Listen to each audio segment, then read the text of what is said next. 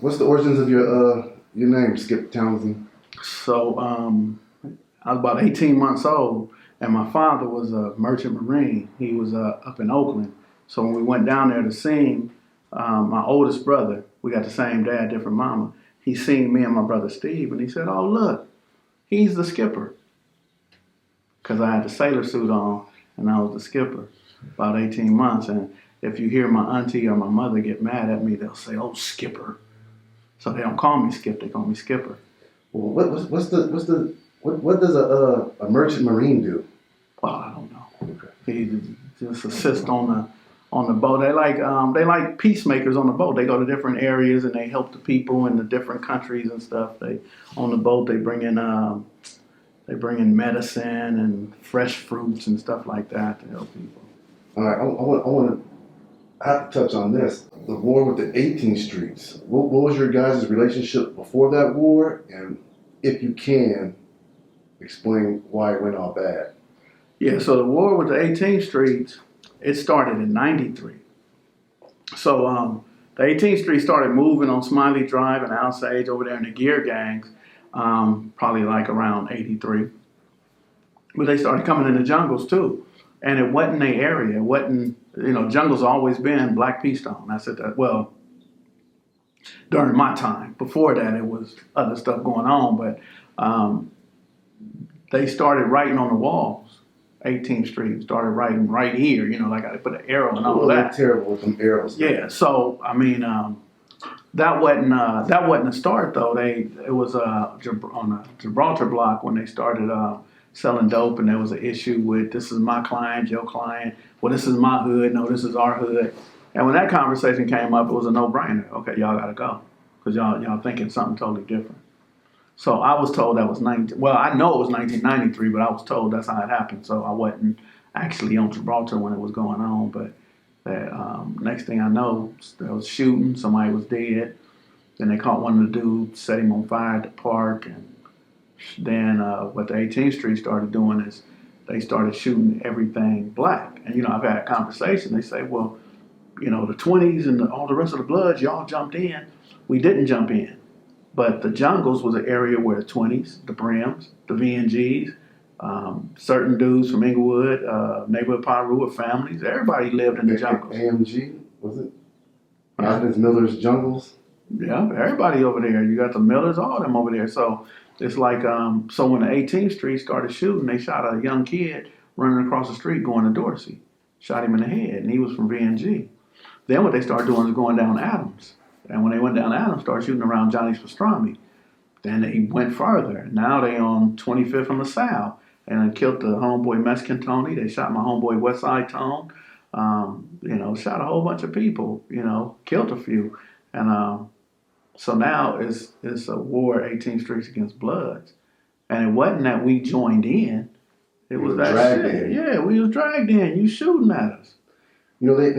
They were on an expansion move because they actually had a clique called Rancho Park, and that park's adjacent on the side of Dorsey. Right. And then they pushed up into the jungles. So they was on the move. Yeah, so they didn't really push into the jungles. They came humbly into the jungles. So they came into the jungles in the 80s. And it was a humble experience getting the apartments in there. The Trojan horse, huh? Yeah, so exactly. So then once, the drug is going and they felt comfortable, they like, oh shit, this is ours. And it was a force out, it was eviction, man. Y'all was cool. Imagine somebody coming to your house and then they start, using your oven, cooking, and telling you that you got to sleep on the porch and shit like that. You know what I mean? That's what the Israelis did to the Palestinians. Right. Yeah. And then look what everybody's doing. Everybody's, supporting the Palestinians. I mean, the Israelis, So I want to switch gears just a little bit. So now you got interracial gang wars going on the west side, the deep west side where you guys are at. There's an incident between you guys in the mid cities, right? Yeah. Was that a full-fledged war or just an incident? Yeah, about 10 people died that year. That was a full-fledged war. My homeboy Insane Wayne was at the taco stand. Dude from Mid-City Stoners came and told him that, hey, one of your homeboys beat me out of some money or something, did something. And he said, so I got a problem with that dude. And Wayne told him, man, if you got a problem with him, you got a problem with me. That's my homeboy. We from 20s. So he said, well, we're going to get down. They got down. And then once he got down with Wayne, he went and got his pistol and shot him in the back of the head. So that started a war. You know, that was horrible. That was a war where a lot of innocent people got shot and killed too. That's kind of a wicked war because that's one of those gang wars where like F-13 and East Coast where you guys actually share the same blocks, right? Because Mid-City and 20 Avenues are gumbo mixed up, no? Well, yeah, but what happened is that separated them. They had to be on that side of Western. They had to be on the east side of Western at that point after that. And they had to be north of Washington at that point. East of Western, north of Washington because it wasn't gonna work.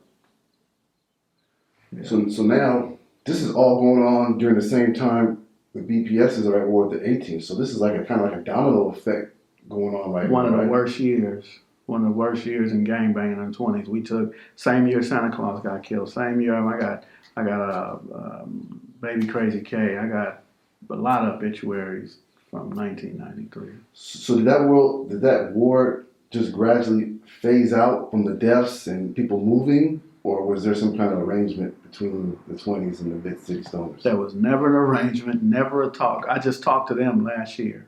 And that, to my knowledge, they've never talked to anyone else from 20s. It just phased out. And, and then people was talking about their relationship. So I'm getting on the phone like, hey, guess who I'm with? Putting them on the phone. And people been waiting 15, 20 years to talk to their old friends, but we was at war. You know what I mean?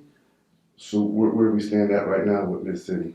Oh, it's a no-brainer, man. We ain't doing nothing to them. And shit, I'm friends with about 8 or 9 of them. I never knew them. They grew up as break dancers, pop lockers, so they grew up with a lot of Avenue 20s, but I didn't know them.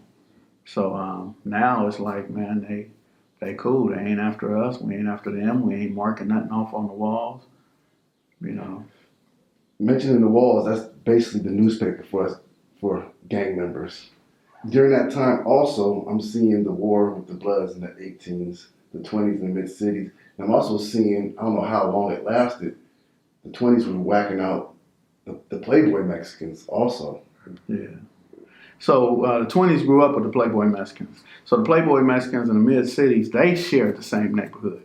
But that Normandy Park was a park where most of the people in the 20s went to play sports, went to play Little League baseball and flag football, regular football, and all that. So we were always cool with them. But yeah, it turned into something too, but it didn't last long. It didn't last long. Yeah.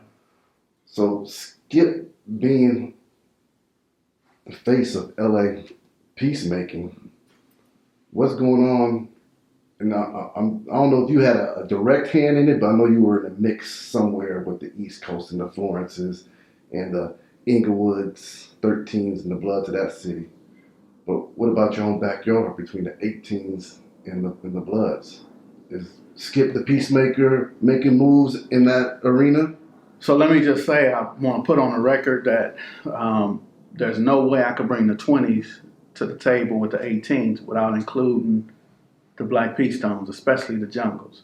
And at the time when it was brought to me to do it, Cass Capone was still alive, so I knew I had to go to Cass Capone. So I was like, I said, I ain't gonna do it. You know what I mean? I'm not gonna put my name on the line for something like that. I just wasn't gonna do it. And the only reason the East Coast and the Florencias came together because I didn't have a dog in the fight. So I was able to put the two together. I put Bobo with Doc. Well, I tried to put Bobo with somebody else. I ain't gonna say his so name. you did have a direct. I was the reason why it happened. Okay. So we could be in the building. The couple of Florencias was saying, "Oh, Skipp can't come over here, this and that." And I'm like, "Fuck y'all not the ones." So I'm calling different people, and then the one dude called the president. And dude in prison, Bobo was like, "Man, it's wonderful. Y'all should do it."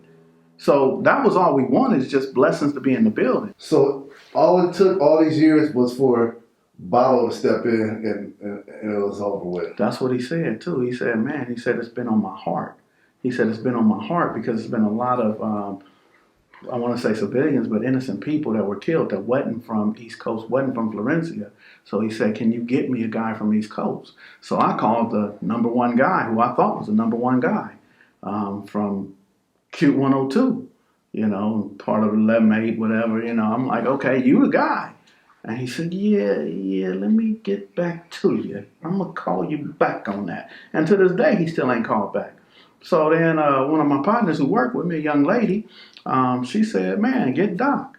And I said, I didn't know who Doc was. I mean, I knew who Doc was. I know Doc, but I had no idea the height of that man. You know what I mean? So he came, looked me and her in the eye and said, man, I ain't doing that. That shit crazy.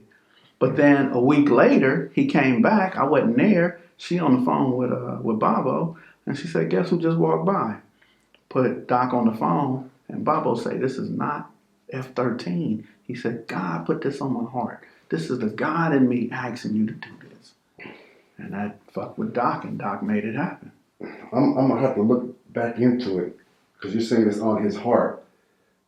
There was a kite intercepted by the sheriffs or the COs of the prison of a F-13 that actually sent the war letter to the streets that kicked off the war and told the F-13s on how to go to war with the East Coast and get them up out of there. I'm wondering if that's Bobo now with this change of heart. His little brother. Okay. And he said that. He said, I got to call my little brother and let him know I'm ending this. It's over with. So he said, give me about a week or so, because they both in different places. So when he finally got in touch with his brother, he said, yeah, I already talked to him. Listen, I'm right there. They put the phone on the table. Florencia's right there. And he said, Stuvo, it's over. And that's it. There's no question. Like, why, big homie? No, none of that. A Stuvo is a Stuvo, and that's it. That's all. And shit. They was outside in the parking lot. They had about 2 or 3 different meetings, right? And I didn't want to film the first couple of meetings. But matter of fact, the East Coast had a whole bunch of meetings where there was a lot of arguing and crying and whatnot. And I said, I'm going to go and step out. And my boy Woodle, man, you come here, you started this shit. And he mad at me like, man, I love what you're doing, man, but you got to know how I feel. And I'm like, man, I feel you. He said, I ain't going to ruin it. And each meeting I was in, there was always somebody who said that. Even from Inglewood 13, the dude stood up and opened up his shirt, showed all the staples. He said, one of y'all did this to me. He said, but I ain't gonna end it. I ain't gonna ruin this. And of course they came. They got people in higher power say, man, that's it. As blacks, we always say that we don't like to be boys and we're our own man and we don't take orders for anybody. But when you see a power move like that, you kind of understand and respect structure more.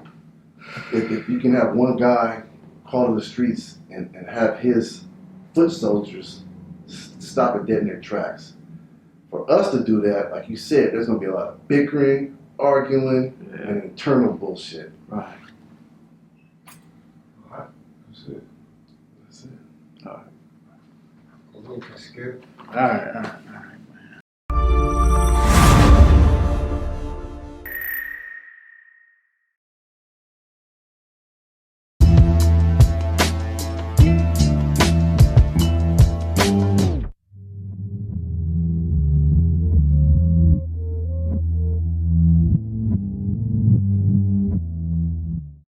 Membership fees are now required to access new content on this channel. If you wish to see part 1 through 6, you must subscribe to the channel. For those that aren't getting their notifications, click on the bell and make sure you click all so you get all of your notifications. Or go to the main page at kevmacvideos on YouTube and look at the top of the page and you'll see the membership section only for the videos that you may access and others don't have access to. Thank you for subscribing. Thank you for being a member. We appreciate it.